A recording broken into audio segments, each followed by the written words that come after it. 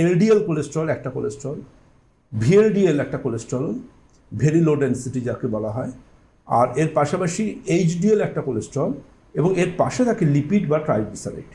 এই চারটে হচ্ছে ভীষণ রকম গুরুত্বপূর্ণ আমাদের শরীরে।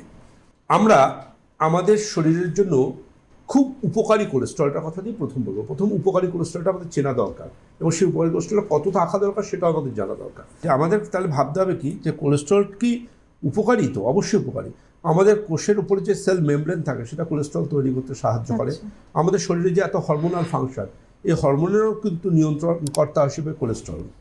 এর বাইরে আমাদের রক্তের মধ্যে ধরুন এইচডিএল যে কোলেস্ট্রল, এই এইচডিএল কোলেস্ট্রল কিন্তু আমাদের খুব হার্টের উপকারী কোলেস্ট্রল।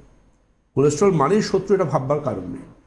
কোলেস্ট্রল বলতে এইচডিএল কোলেস্ট্রল আমাদের মিত্র, আমাদের বন্ধু, আমাদের হাতকে বরং স্ট্রোকের হাত থেকে সে বাঁচায়। এইচডিএল কোলেস্ট্রল কিন্তু আমরা বলি 60 থাকলে খুব ভালো, 60 আশেপাশে, কিন্তু 40 নিচে নেমে গেলে কিন্তু সেক্ষেত্রে ডেঞ্জার। সুতরাং ব্লাডের লিপিড প্রোফাইল করে দেখে নেবেন আপনার এইচডিএল কত আছে। যদি এইচডিএল 40-এর নিচে থাকে তাহলে অবশ্যই আপনাকে আপনার ডাক্তারবাবুর সাথে কথা বলতে হবে।